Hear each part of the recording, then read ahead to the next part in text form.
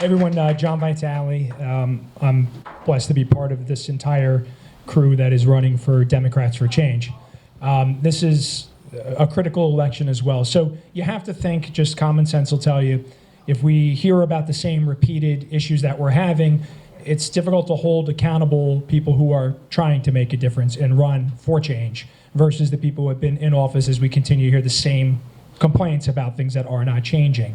It takes a lot of courage. Everybody who's running up here, it's a lot of courage to go up against the machine, against the establishment. That takes a very special type of person. It takes a lot of courage.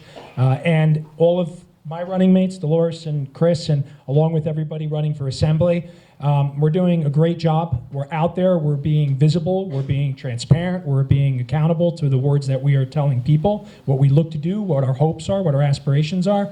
And so when you look on the ballot, if you want to see that from Steve Fulop down, those are the Democrats for Change.